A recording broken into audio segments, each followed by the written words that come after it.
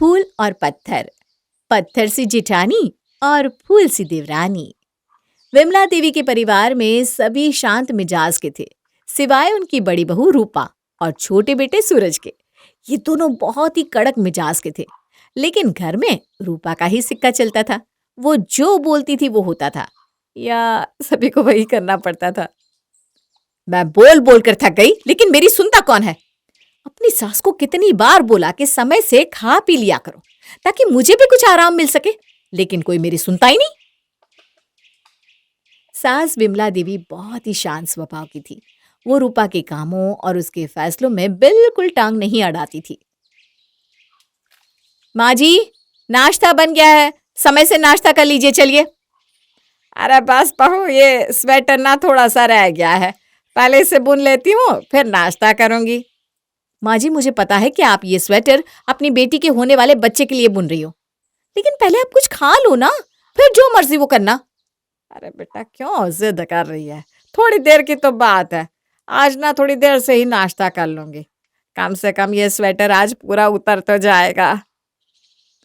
आपको पता है कि खाली पेट आपको गैस की प्रॉब्लम हो जाती है और उसके बाद आपका सर दर्द करने लगता है। तो पहले मैं आपके लिए सुबह सुबह नाश्ता बनाऊं और आप खाने में लापरवाही करके सर दर्द बुला लो। फिर मैं बैठकर आपके सर में तेल मालिश करूं। ये सब मुझसे नहीं होगा। मैं बहू हूं, बेटी नहीं कि दिन रात आपकी खिदमत में लगी रहूंगी। अरे बाबा, लो रख दिया। चलो, पहले पेट पूजा, फिर काम दूजा, बस। रूपा का पति राजन एक बैंक में मैनेजर था। वो सुबह जो बैंक जाता तो रात को थका हारा वापस आता, लेकिन घर में रूपा के आगे उसकी एक भी नहीं चलती थी। अरे रूपा, कहाँ हो? जल्दी से मेरा लंच बॉक्स दे दो, देर हो रही है। ये रहा आपका लंच बॉक्स। आप तो लंच बॉक्स का शोर बच्चों की तरह मचाते हो और शाम को लंच बॉक्स की आधी रोटियां वापस ले आते हो। आज चेक कर लेना, आज मैं एक भी रोटी वापस नहीं लाऊंगा। और अगर लाए तो वही रोटी गर्मा गर्म करके रात में खिला दूंगी। इतना रौब तो मेरी माँ ने मुझ पर नहीं चलाया होगा जितना तुम चलाती हो। हाँ, मैं माँ नहीं हूँ, बीवी हूँ। मैं मर मर के खाना इसलिए नहीं बनाती कि आप उसे लौटा कर ले आओ और मैं गाय भैंस को खिलाती फिरूं। ऑफिस के लिए लेट हो रहा हूं, मैं निकल रहा हूं, बाय। रूपा की कड़क मिजाज के आगे उसका पति राजन भी ज्यादा नहीं बोल पाता था। रूपा का देवर सूरज पुलिस में इंस्पेक्टर था। पुलिस में होने की वजह से वो बहुत कड़क मिजाज का था, लेकिन दिल का बहुत ही नरम। देवर जी, ओफो, तुम्हारा तो ये रोज का ही हो गया है। पूरे घर में सामान इधर उधर ऐसे फैला देते हो जैसे कि कोई 5 साल का बच्चा फैलाता है। अरे चिंता क्यों करती हो भाभी, अभी मैं सब कुछ इकट्ठा कर लूंगा, पहले अपनी कसरत तो पूरी कर लूं। देवर जी, तुम तो कसरत करके चुपके से अपने थाने के लिए निकल जाते हो और फिर मुझे इन्हें इकट्ठा करने में अलग से कसरत करनी पड़ जाती है। जैसे मैं पूरे थाने को अपने इशारों पर नचाता हूँ, वैसे ही आप पूरे घर को अपने इशारों पर नचाती हो, और ये सब होता है सिर्फ कसरत करने से। एक बार तुम्हारी शादी हो जाए, फिर तुम्हारी बीवी तुमको जो कसरत करवाएगी ना, उसके इशारों पर नाचते फिरोगे। क्या भाभी? माँ जी, मैं आपसे एक बात कहना चाहती हूँ। तुम ना पहले मेरी बात सुन लो, फिर अपनी कहना। मैंने कितनी बार कहा है, सूरज कड़क मिजाज का लड़का है, उससे ना जरा आराम से बात किया करो। अरे मैं तो आराम से ही बात करती हूँ। बात करने के लिए मैं कहाँ तलवार लेकर उसके सीने पर खड़ी हो जाती हूँ। अरे मेरा मतलब है, कभी उसने पलट कर कुछ बोल दिया तो तुमको बुरा लग जाएगा। जिस दिन ऐसी नौबत आ गई तो मैं तो एक पल इस घर में नहीं रहूंगी, घर छोड़कर चली जाऊंगी। रूपा का टका सा जवाब सुनकर विमला देवी चुप हो गई। उन्होंने बात बदलने में ही समझदारी समझी। तुम्हें तो समझाना ही बेकार है। खैर बताओ, क्या बोल रही थी? माँ जी, मैंने सूरज के लिए एक लड़की देखी है और मैं चाहती हूँ कि हम सब चलकर लड़की देखाएं। सूरज की शादी की उम्र भी तो निकली जा रही है। बात तो सही है, उसकी भी शादी हो जाए तो हमारी जिम्मेदारी पूरी हो जाएगी, लेकिन वो लड़का शादी के लिए राजी होगा तब तो। वो सब आप मुझ पर छोड़ दो माँ जी, आप सब तो लड़की देखने चलने की तैयारी करो। और कुछ दिन बाद सभी लड़की देखने के लिए गए। कितनी सुंदर लड़की है, एकदम चांद के जैसी। हमारे सूरज के साथ इसकी जोड़ी एकदम सूरज और चांद की जोड़ी लगेगी। क्यों बेटा सूरज, तुझे कैसी लगी? उससे क्या पूछ रही हैं माँ जी? उसके मन में तो लड्डू फूट रहे होंगे इतनी सुंदर लड़की देखकर। अरे पर फिर भी बेटा। अरे माँ जी अब कुछ नहीं, मुझे लड़की बहुत पसंद है। अब तो बस पंडित जी से दिन दिखवाएंगे और दोनों के हाथ पीले करवा देंगे। सुनिए, मैं जरा लड़के से बात करना चाहती हूँ। देखो, हमारे यहाँ शादी के पहले लड़का लड़की आपस में बात नहीं करते। शादी के बाद तुमको जितनी बातें करनी हो कर लेना। अभी तो बस ये लड्डू खाओ। आप बस शादी की तैयारी करो। अगले महीने हम बारात लेकर आएंगे और आपकी बेटी को अपने घर की बहू बनाकर ले जाएंगे। वो सब तो ठीक है बेटा, लेकिन मुझे लगता है तुम्हारे घर में जितनी तुम्हारी सास की नहीं चलती उतनी तो तुम्हारी चलती है। अगले महीने एक शुभ मुहूर्त देखकर सूरज और कविता की शादी हो गई। आज तो तुम्हारी इस खूबसूरती पर मेरे देवर लट्टू हो जाएंगे। फिर देखना, पूरी जिंदगी तुम्हारे आगे पीछे कैसे नाचते फिरेंगे। आइए आइए महाराज, आइए, अपनी रानी को संभालिए। मैं तो बस जाने ही वाली थी। आप दोनों अपनी नई जिंदगी की शुरुआत करिए। क्या हुआ बहू, आज चाय नाश्ता कुछ नहीं मिलेगा क्या? अब क्या मैं ही चाय नाश्ता बनाती रहूंगी? नहीं बहू, आइए, अब से घर के सारे कामों की जिम्मेदारी उसी की है और वो महारानी अभी तक सो रही है। अरे तुम तो कुछ भी बोलती हो। वो सो नहीं रही, वो सुबह ही उठ गई थी और नहा धोकर पूजा कर रही है। अच्छा, वो बैठकर पूजा करे और मैं रसोई में काम करूं? कल से मैं पूजा करूंगी और वो रसोई में काम करेगी। चिंता मत कीजिए जेठानी जी, अब से रसोई क्या, घर के सारे कामों की जिम्मेदारी मैं लेती हूँ। तुम्हें सारे कामों की जिम्मेदारी लेने की कोई जरूरत नहीं है। तुम्हें जितना बोला जाएगा सिर्फ उतना ही करना है। ठीक है, अब आप ये बताइए, नाश्ते में क्या खाएंगी? आलू के पराठे और टमाटर की चटनी। और माँ जी आप नाश्ते में क्या खाएंगी? अरे उनसे क्या पूछ रही हो? सबके लिए अलग अलग नाश्ता थोड़ी ना बनता है। वो भी आलू के पराठे और टमाटर की चटनी ही खाएंगी। हाँ बहू, मैं भी वही नाश्ते में खा लूंगी। तू बस सूरज से पूछ लेना वो क्या खाएगा। क्यों, सूरज आलू के पराठे नहीं खाएगा क्या? अरे मेरा मतलब है, अगर उसे कुछ अलग खाने का मन हो तो। सूरज भी वही खाएगा जो सबके लिए बनेगा। पहले भी ऐसा ही होता था, आगे भी ऐसा ही होगा। जेठानी जी, आप बिल्कुल निश्चिंत रहिए, आप जैसा कहेंगी वैसा ही होगा। और उसी दिन से कविता वही करती जो रूपा बोलती थी। कविता, आज कपड़े तुम्हें ही धोने हैं। कोशिश करना हाथ से धोने की, मशीन से धोने पर बिजली का बिल बहुत आता है। कविता ने घर के सारे कपड़े हाथ से ही धोकर सूखने के लिए डाल दिए। जाओ बहू, थोड़ा आराम कर लो, इतने सारे कपड़े धोकर हाथ की नस चढ़ गई होगी। लेकिन माँ जी, अभी तो दोपहर का खाना भी बनाना है, पहले से खाना तो बना लेने दो, फिर आराम के लिए बोलना। अरे ये सुबह से काम किए जा रही है, थक गई होगी बेचारी। उसकी चिंता आप मत करो माँ जी, मैं कोई इतनी अंधी और बेरहम दिल की नहीं हूं जो इससे जानवर जैसा काम कराऊंगी। बस खाना ही तो बनाना है, उसके बाद आराम कर ले।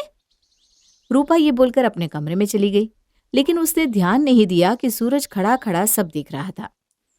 अगले दिन जब कविता किचन की ड्यूटी निपटा रही थी, तभी रूपा ने आकर कहा, कविता जरा 2 कप चाय बना देना, पड़ोस वाली भाभी आई है। जी भाभी, अभी बनाकर लाती हूँ। रूपा, तुम तो बहुत भाग्यशाली हो जो तुम्हें कविता जैसी देवरानी मिली। वो सुबह से शाम तक तुम्हारे इशारों पर नाचती है और मजाले की उफ तक करे। तभी कविता चाय लेकर आती है। इसमें उफ करने की क्या बात है? अगर हम घर की औरतें ही उफ करने लग गई तो ये ईंटों का घर सिर्फ घर ही रह जाएगा, परिवार नहीं बन पाएगा। कविता की ये समझदारी भरी बात रूपा को चुभ गई। क्या तुम्हारे अंदर इतना भी संस्कार नहीं है कि जब बड़े बात कर रहे हो तो छोटों को बीच में नहीं बोलना चाहिए?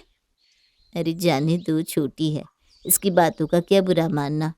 अब ये छोटी नहीं है, शादी हो गई है इसकी, कुछ तो अकल होनी चाहिए। माफ करना दीदी, मैं आपसे बीच में नहीं बोलूंगी। जितनी जल्दी ये सब तौर तरीका सीखोगी ना, उतना ही अच्छा होगा तुम्हारे लिए। जाओ अब। उसके बाद से रूपा कविता से ऐसी चिढ़ गई थी कि अब उसके हर काम में कमियां निकालने लगी। ये क्या कविता, तुम्हें दीवार से मकड़े के जाले साफ करने को बोला था ना, आधा साफ किया आधा छोड़ दिया। इनको फिर से साफ करो और ठीक से करना, इस बार एक भी जाले छूटने नहीं चाहिए। ठीक है दीदी, अभी कर देती हूँ। कविता बिना सवाल किए दोबारा से घर के जाले साफ करने लगी, जबकि दीवारों पर एक भी जाले नहीं बचे थे। जाले साफ करते हुए ऊपर से कुछ कचरा कविता की आंखों में गिर गया। वो जाला फेंक कर अपनी दोनों आंखों को पकड़कर वहीं बैठ गई और अपनी सास को जोर जोर से आवाज देने लगी। माँ जी, माँ जी, जल्दी आइए माँ जी। कविता की आवाज सुनकर उसकी सास और रूपा दोनों भागते हुए आए और कविता को आंख पकड़े बैठे देखकर पूछने लगे, क्या हुआ? अरे क्या हुआ, कुछ बोल क्यों नहीं रही हो? हुआ क्या? मेरी आंखों में कचरा चला गया है शायद, बहुत तेज दर्द हो रहा है, कुछ भी दिखाई नहीं दे रहा, मैं अपनी आंखें नहीं खोल पा रही हूँ। अरे कुछ नहीं हुआ, आंखों पर पानी की छींटे मारो, सारा कचरा बाहर निकल जाएगा। नहीं दीदी, आंखों में बहुत दर्द हो रहा है। तभी उसी वक्त सूरज किसी काम से घर आया। उसने कविता को रोते हुए आंखों में दर्द की बात सुन ली और फिर बिना एक पल गवाए उसने कविता को गोद में उठाया और डॉक्टर के पास लेकर चल दिया। शाम को सूरज अब कविता को हॉस्पिटल से लेकर आया तो उसकी आंखों पर पट्टी बंधी हुई थी। कविता का ये हाल देखकर सभी घर वाले उसके आसपास इकट्ठा हो गए थे। माँ, मैं ये पूछना चाहता हूँ, जब घर की सफाई 2 दिन पहले ही हो चुकी थी तो दोबारा से करने के लिए किसने बोला था? क्या जरूरत आ पड़ी थी? बोला तो मैं नहीं था, लेकिन मुझे क्या पता था ये अपने आंख में तिनका गिराकर गांधारी बन जाएगी।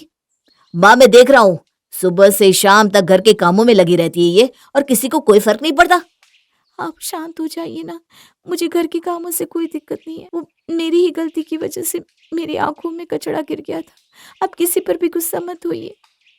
जाने देना बेटा, होने को कौन टाल सकता है, जो होना था वो हो गया, आगे से सब इसका ध्यान रखेंगे। विमला देवी ने बात को रफा दफा तो कर दिया, लेकिन रूपा को सूरज की ये बात बहुत चुभ गई थी। आज तक किसी ने मुझसे इस तरीके से बात नहीं की थी, लेकिन आज उस कविता के कारण मुझे ये सब सुनना पड़ा। अब मैं उसे ऐसा सबक सिखाऊंगी कि वो जिंदगी भर याद रखेगी। 2 दिन के बाद डॉक्टर ने कविता की आंखों से पट्टी हटा दी थी। अब कविता फिर से अपनी दिनचर्या में लग गई थी, लेकिन रूपा के सीने पर अभी भी सांप लौट रहा था। वो अंदर ही अंदर कविता को सबक सिखाने का प्लान बना रही थी। मैं यहाँ फर्श पर तेल गिरा देती हूँ। जैसे ही कविता यहाँ से जाएगी, फिसल कर गिर जाएगी और उसके हाथ पैर कुछ न कुछ तो टूट ही जाएगा। फिर उसे मेरी अहमियत समझ में आएगी। तभी पीछे से कविता वहां आती है। ये क्या कर रही हो दीदी? अचानक से कविता के आ जाने से रूपा को लगा कि वो रंगे हाथों पकड़ी गई है। वो हड़बड़ाहट में पलटी और फर्श पर गिरे तेल पर उसी का पैर फिसल गया और वो धड़ाम से नीचे गिर पड़ी। आई, मर गई, लगता है मेरा पैर टूट गया। माँ जी, सूरज जल्दी आओ, दीदी गिर गई, इनका पैर टूट गया है, इनको हॉस्पिटल लेकर जाना पड़ेगा। कविता की चीख पुकार सुनकर सभी दौड़कर आए तो देखा कि रूपा नीचे गिरी करा रही है और रूपा का पैर टूटकर टेढ़ा हो गया है। आनन फानन में सब उसे लेकर हॉस्पिटल की तरफ भागे। देर रात जब सब रूपा को लेकर वापस आए तो कविता उनका इंतजार कर रही थी। उसने देखा कि रूपा व्हीलचेयर पर बैठी हुई है और उसके पैरों में प्लास्टर लगा हुआ है। क्या हुआ, सब ठीक तो है ना? डॉक्टर ने क्या कहा? पैर की हड्डी टूट गई है। डॉक्टर ने कहा कि पैर ठीक होने में 1 से 2 महीने लगेंगे। आप बिल्कुल चिंता मत करना दीदी, मैं हूं ना, मैं आपके सारे काम कर दिया करूंगी, आपको किसी भी चीज की दिक्कत नहीं होने दूंगी। कविता की बात सुनकर रूपा को बहुत आश्चर्य हुआ। उसे तो लग रहा था कि कविता घर वालों से शिकायत करेगी, क्योंकि उसने उसे फर्श को चिकना बनाने के लिए तेल गिराते हुए देख लिया था, लेकिन इसने तो उसके बारे में एक शब्द नहीं बोला। दीदी आप आराम करो, मैं आपके लिए हल्दी वाला दूध लेकर आती हूँ, इससे दर्द में बहुत आराम मिलेगा। थोड़ी देर बाद जब कविता दूध लेकर रूपा के कमरे में गई तो रूपा बेड पर लेटी हुई थी। कविता को देखते ही रूपा फपक फपक कर रोने लगी। मुझे माफ करना कविता, मैंने तुम्हारे साथ बहुत गलत किया है और मैं तुम्हें नुकसान पहुंचाने के लिए ही फर्श को चिकना कर रही थी। लेकिन सच ही कहा जाता है, जो दूसरों के लिए गड्ढा खोलता है एक दिन वो खुद उस गड्ढे में गिरता है। मुझे माफ कर दो कविता, मुझे माफ कर दो। और उसके बाद रूपा का कठोर दिल पिघलकर एकदम मोम हो गया था। वो एकदम बदल गई थी। वो कविता का ऐसे ध्यान रखने लगी थी जैसे वो उसकी खुद की बेटी हो।